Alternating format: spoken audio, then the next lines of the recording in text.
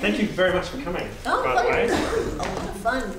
Great scripts, great performances. I know, our actors are amazing. Yeah. So thank you again, actors. So what I like to do with everyone who's been here is everybody's journey into the industry is different.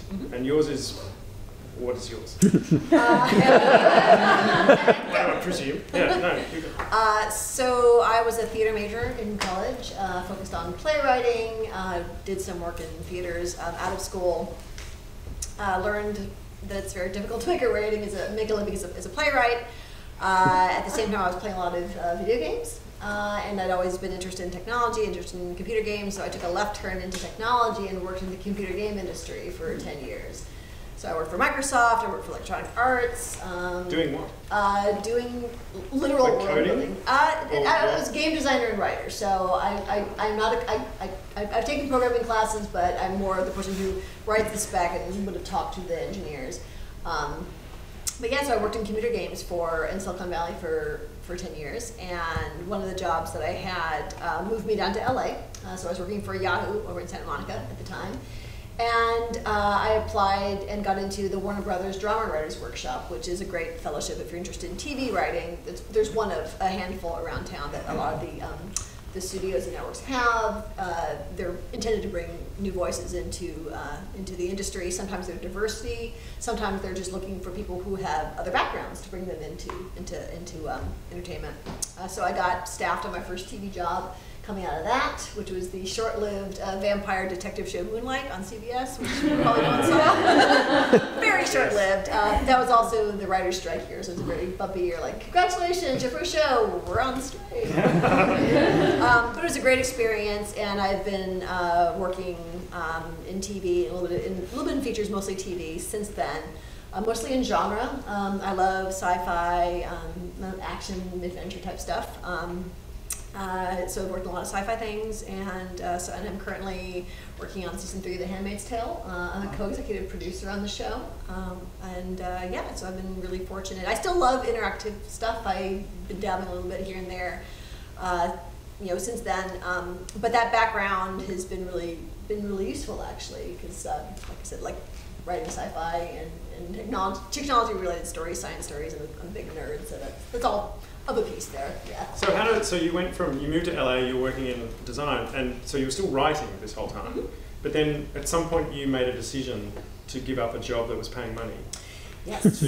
To take on, it was after, did you get accepted into the fellowship first, or did you? Yes. Right. Okay. Yeah, I got accepted into the fellowship first. Were you writing privately? Like, did you have? I was. Yeah, like a lot of people. I mean, I had the day job, and I was really interested in trying to transition into writing. The kind of games I liked to do were world-building games, story-driven games, and working at Yahoo, I was doing like little Candy Crush type games, and it was just not what I wanted to be doing. So I was in LA, obviously.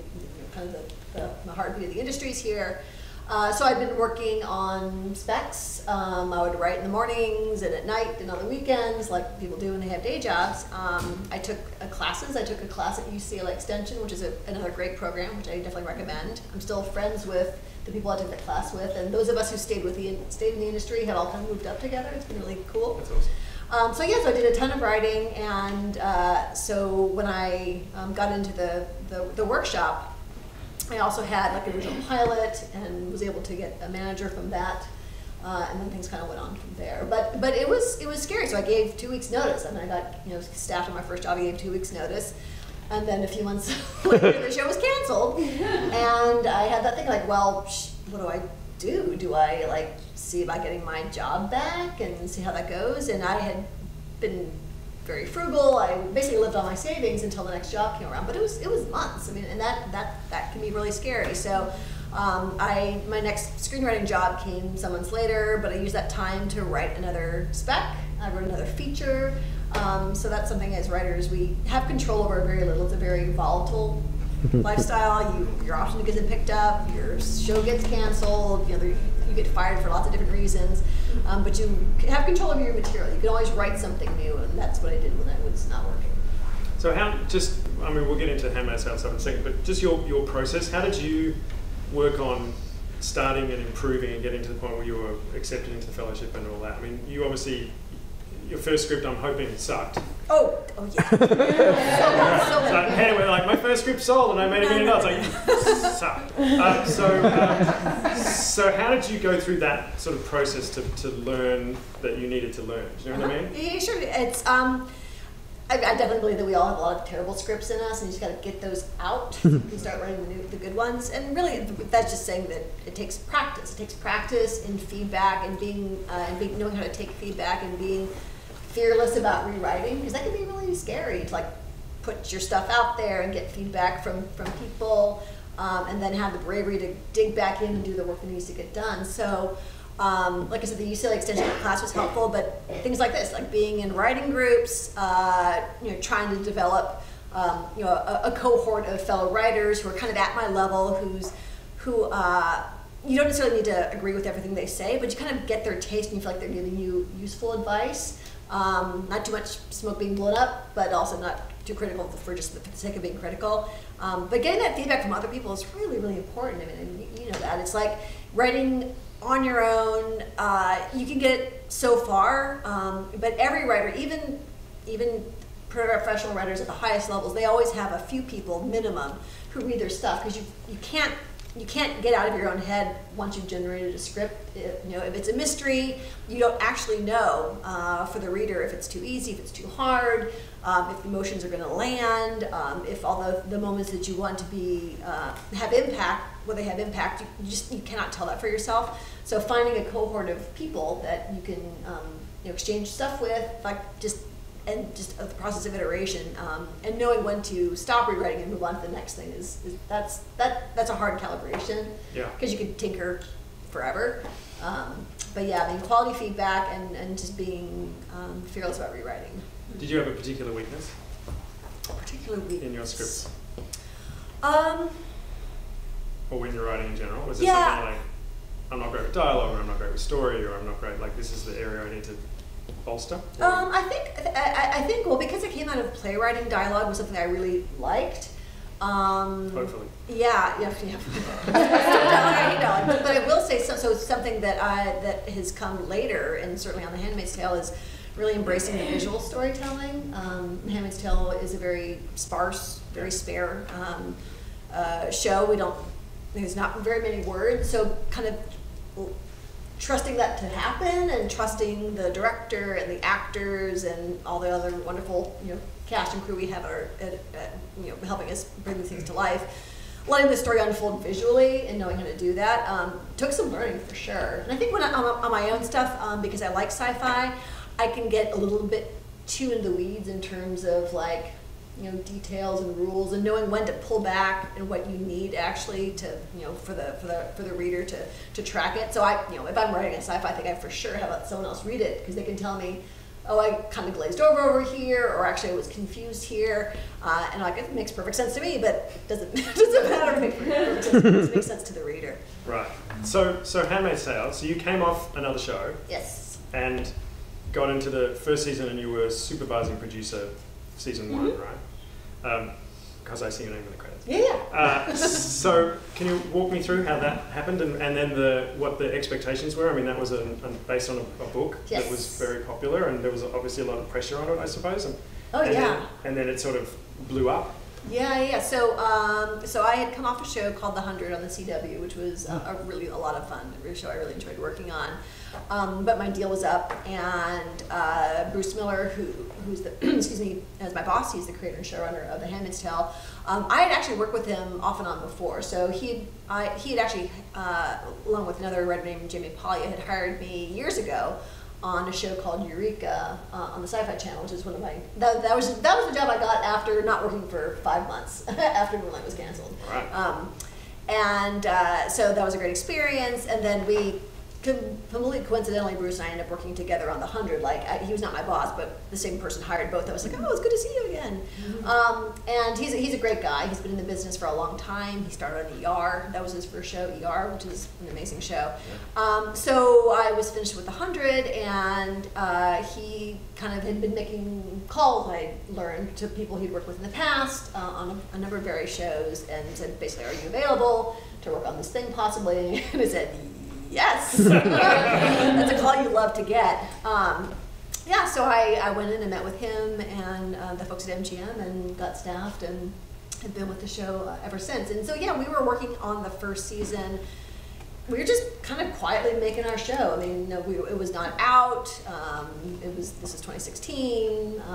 We saw kind of the political climate was changing, and we thought the show would be coming out in a very different political moment. Like we thought we'd have a different president, frankly. Right. And when that's not what happened, and we end up with this very other political moment.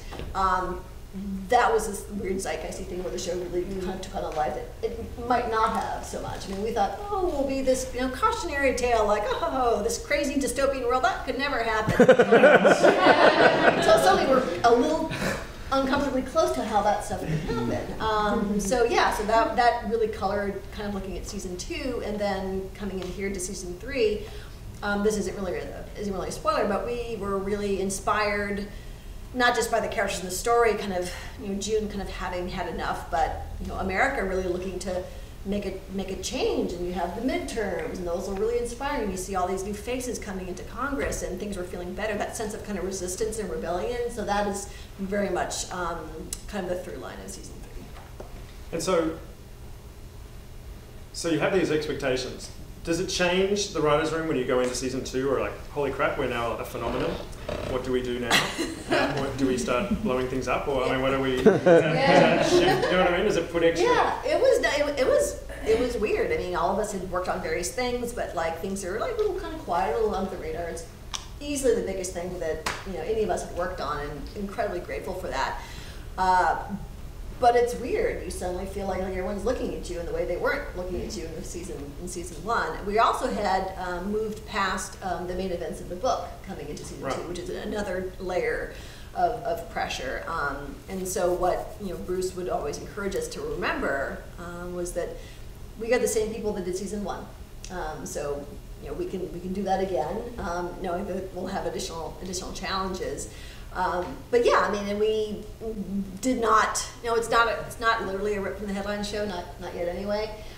Season 6. But we kept finding, once the show was airing, these weird bits of synchronicity. Like there was an episode where some of our characters went to Canada, and it kind of goes badly, and that was right when Trump was picking a fight with Justin Trudeau and meeting with the North Korean leader, and scenes of June being ripped away from her daughter, or when people were being ripped away from their children at the border. And we definitely do not have a crystal ball, but so we were not trying to copy what was happening in the news. It just so happens that the show is about a world and policies and points of view that are pretty retrograde, and that's what a lot of the people in power at that time, and unfortunately still, also possess. And then just from a structural point of view, you mentioned before that there's not a lot of dialogue, and it's a very visual thing. When you're in the room, how do you get a sense of whether you have enough to fill an episode, or whether you have like too much to fill an episode, or how does because you are making specific choices, and it's not an Aaron Sorkin show where it's like 400,000 pages of dialogue, and we'll just sort of stuff it all in and see how we go. You're taking the opposite tack. So how does that work in terms of structure and putting it together? It varies. It's a really good question. It really is a matter of filling it out episode by episode. I mean, here we are, we're breaking episode 11 of 13 of season 3, and we're still kind of figuring out how much is the right amount in an episode. I mean, there are a couple, there have been times where we either for not so much for timing issues, but usually for production issues, where entire storylines have been kind of pulled out, and then the episode that's the right length for the episode. It would have been too long with that stuff added. That happens less and less. We're getting a much better sense of how much actually fits in each episode. But with the new writers, we've added a new writer or two every year. It's always a bit of an education for them, like how little is actually on the page and how little you actually need. Less so now, but in the first season we would write a lot of voiceover, and we would record the voiceover. Like Elizabeth Moss would memorize all the voiceover, so she would actually kind of mentally perform it in the moment, because she's that good. But very often when we got into editing, we would actually cut it all together because you could see on her face what she was feeling. You didn't need it because she's such a good actor. So now we're like, okay, we don't need as much voiceover. Except that there are places where you do actually even want it, even if you might end up cutting it later, because it talks through the character's thought process. So for the character, kind of getting from emotional point A to point B in a scene, even if you don't actually need it in the final cut, it's helpful to have on the page because that helps her navigate through the scene. But yeah, we're still sorting out. Like in the episode, not this one, but the one previously, there's a whole storyline that's like, well, we're not going to do that. So, so like we save the cards, we use index cards and cork boards, and we'll save that for perhaps a future episode.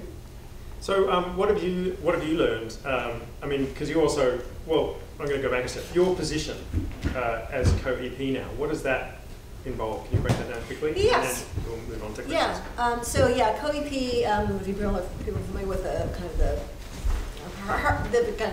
the titles on TV. So that means I'm one of the senior writers. So my boss is the executive producer, showrunner. His right-hand person was a co-EP, is now an EP. There's myself, and there's a third woman, third person who's another co-EP. So we're kind of the senior folks on staff. We will kind of mentor the younger writers. We'll sometimes help with the rewrites. We are also kind of take point when the showrunner needs to delegate. So, like for today, for instance, I was on the casting call for our next 2 episodes. That's call that typically the showrunner's on, but he was doing something else, and he said, "Can you cover this call?" I'm like, "I got it." So yeah, so we kind of once you get producer at the end of your title, you are expected to take on more responsibilities in terms of the pre-production, production like going to set, and then post-production of a show. And then as you move up the ranks, you kind of take on more of those responsibilities. We're all trying to make the showrunner's life easier because it's a really hard job. Like you're the head writer, the head visionary, you're dealing with the Stu the network, you're responsible for basically a company, $100 million company, hundreds of people. There's a lot of work to do, so the really good showrunners need to be comfortable about delegating. So that's what we try to do, is try to make his life a little bit easier. All right, 2 quick ones. What's the best part of your job and what's the worst? Best part of my job. I like doing things like this. I like working with other writers on story. This kind of discussion, if you just imagine us sitting on like couches with like cork boards and cards, we're breaking an episode like that, to me is the most fun. I mean, it's a very collaborative, creative endeavor. Some rooms I've been very fortunate to not have this. Some rooms can be kind of toxic and competitive, and everyone's trying to outpitch each other and trying to get the best idea. Every show wants to get the best idea, but there's a way to do it where it's respectful and fun, and it's a great way to spend the day. So you're working on your story, so it may be my episode, but we're all going to break it together. So I get the benefit of all your brains to help me figure out the story, and then I go off and write the script. But it's this mix of collaborative and independent writing. So yeah, so that's probably the part that I like the best. No one likes getting notes. Getting notes is hard. I know I'm better at it and just kind of dealing with it than I used to be, but it's all, you always feel like kind of sick to the stomach, like, oh, you didn't like the thing. And I mean, I wish it doesn't get easier. Like my boss, very Emmy Award winning, incredibly successful, and great guy, writer. Like, no, he doesn't like getting notes either. No one does. And then before I open up, do you have any advice for people? I say it here often, I liken it to most of the people in this room are the zombies outside of the wall, trying to get over the wall into the realm. Uh-huh. Is there, do you have any advice or anything that you've learned that would assist in that journey? In terms of getting into the industry? Yeah. It's trying to get your script noticed, or trying to get in, or trying to get staffed, or just trying to sort of get paid to write, really. I'm going to steal something I heard someone say at a panel once that was really good. The question was basically, how do you get your foot in the door? And the response was, don't worry about the door, work on the foot. Used to say, work on the material, right? So like it's, being in LA, and this is something that people who are not in LA kind of struggle with, like being in LA, you have the great benefit of like things like this. You have writing classes, the Writers Guild Foundation, the Writers Guild itself. They have panels and speakers and craft festivals like all the time. There's a lot of stuff happening. There's a lot of people in the industry you come across. So in terms of getting, or you might be in a writers group with someone who is an assistant, who might be interested in hip pocketing, and there's those programs. Like there are a lot of places to get breaks. What's not replaceable is a really, really good script. So spending the time to get your script like bulletproof, and readings like this help, feedback helps, rewriting helps. There are a couple of reputable coverage services, but really getting the script as good as it can be is the most important thing, because it's amazing. I mean, the break will come, someone will say, oh, what are you working on? Even if you're a PA, someone in your office might be like, oh, so, you're a writer, what are you working on? You might have one chance to give them something to read, so that thing needs to be really as good as possible. So it seems self-evident, but being in LA, and this was me before I became a writer, it's like, there's like, the sense of striving and hustle, and is it networking, is it mixers, like those things. Those will, if you don't have the material when that moment happens, it might as well not happen, because you often just get that one chance. Yeah, what I've learned doing this for 2.5 years is I used to think, because I'm a writer and a frustrated one at times, and I used to think that agents and managers were holding me back, were preventing me from having a career, because they don't understand my script, or blah, blah, blah. You tell yourself all sorts of stories. Now that I've met enough of them and people like you, I realize that they actually, they want to open the doors. Yes. They want to welcome in new writers. They really want every script to be great, the yes. next one they read. And it's like, great, I get to discover someone that no one's heard, and I get to give them a career. It wasn't them holding me back, it was the quality of my scripts. Mm. And that can be hard. It's to really realize. hard. Yeah. And I deal with writers now because I give feedback through this, and yeah, it's a really hard message to try and deliver too, where it's like, I'm hearing all of your reasons why I'm not understanding this, or this script isn't working for me, and I'm explaining to you and all that, but at the end of the day, the script's not right. Mm-hmm. And you can improve it, mm-hmm. But you have to have that kind of self-realization where it's like, wait, I'm not as good as maybe I thought I was, mm-hmm. or I'm not putting enough work in mm-hmm. to get better, and it's only when you hit that moment and you get, it sucks. Yeah. It totally sucks. But yeah, I mean, it's hard work. Yeah, so all right, awesome, thank you. Yeah. We'll take some questions if anybody has them. Yes, Charmaine, I'll go with you next. Elizabeth Moss is also executive producer on the show. Yeah. Could you talk about how much time she spends in the writer's room, and then also what the influence of her presence does in the narrative that you guys have developed each season? Yeah, it's a really good question. So she, usually because by the time she's actually not in the writers' room because she's in Toronto acting, right. But we do absolutely hear feedback from her on scripts as they kind of go through the pipeline. So she gets copies of the outlines and the pitches and the scripts, and so we definitely hear back from her because it's a collaboration. I mean, she's described, and I think it's really kind of a cool way to think about it. So when you're working on a production, you have production heads, like my boss is the head of the story department, and you have the head cameraman, and you have or camera person, you have the head costumer. She's head of the acting department. She's number one on the call sheet, so she sets the tone for the whole set, and so she weighs in as an EP. She has the right and does weigh in on lots of things. But she focuses, understandably, on the acting. So we hear from her on script stuff, we hear from her on casting suggestions. And yeah, so she does a lot of that, and this is her first time being a producer. So she's also kind of learning from the other EPs. We have Bruce Miller, and we also have Warren Littlefield, TU legend Warren Littlefield, as one of our non-writing EPs. So she's kind of learning on the job as well. But it's great to actually have her. And then to your other point, absolutely. I mean, she is, I was telling Tim earlier, she's our not so secret weapon. I mean, she's an amazingly talented actor. And she's always kind of pushing us as the writers to kind of push her. She always wants to do things she hasn't done before. And given that she started working as an actor when she was tiny, like a kid, that's a tall order. So she is always really interested in trying new emotions, kind of pushing herself. So we definitely take that into account as we're thinking about this season. But she's been a really amazing collaborative partner for sure. You still have Margaret Atwood around too, don't you? We do, and yeah, that's not daunting. How do you move past her novel? Yeah. The author of the novel reading your scripts, but she, so Margaret Atwood is also a producer, and she reads the scripts and does offer feedback. That'd be terrifying. Yeah, no, it's completely terrifying. But she also has been really supportive, and we work really, really hard to be respectful to the book and the world that she's created. You know, we have not kind of run afoul of any particular opinions of hers. That may happen. That can happen when you have the living author around. But it's a real gift. I mean, I worked on a few different types of adaptations, but being able to work with the author in a true creative sense is really special. It's really cool. Yeah, I bet. Yes, sir.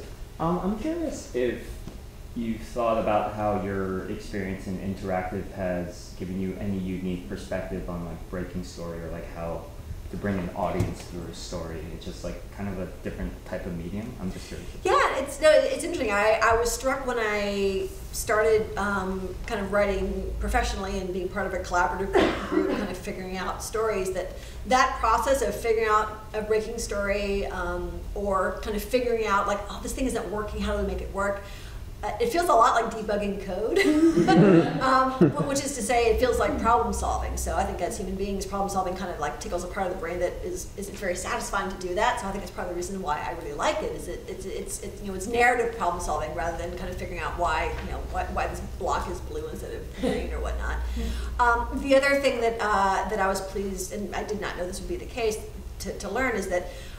Having worked in a collaborative team with like multidisciplinary, so when I worked in games, I would be working on the writing and the design side, the game design side. I'd be working with visual designers and engineers and UI designers and project managers, a lot of different people, a lot of different skill sets, a lot of different personalities. Learning how to do that is great practice for working in TV, because you are going to be working collaboratively with all kinds of different people, all types of different skill sets. And that maps to other jobs. So I mean, I imagine a lot of you have all kinds of different jobs. You might be surprised pleasantly at what aspects of whatever your day job is might translate over. So working on a stage play, like putting on a show together, that maps quite directly in terms of interpersonal skill sets to working on a production. Cool. Anyone else? No? Oh, yep. Margaret Atwood has been one of my favorite authors for a long time. I'm Canadian, we had to read her. We know her work. Yeah. So does she work a lot with you guys? Like in the expansion of this work, like you said, you've now moved past the book. You've actually moved past it, I think, halfway through the second season, wasn't it? Pretty there was much, a lot of new stuff that came up. Is she, like, how active is she in helping you create where you're going with this now, or does she sort of just let you guys take the reins? She's pretty open, because I think she recognizes, and we have tried to as well, that it is absolutely her world. We're kind of just playing in it. But the book and the show are two different things. And yes. As you know, the book, a lot of the the nuts and bolts are different. But even the unnamed narrator in the book, June in our show, they're very different people. Like yes. our June is kind of more suited to TV, frankly. So they kind of exist as two separate entities, very much in the same shared universe.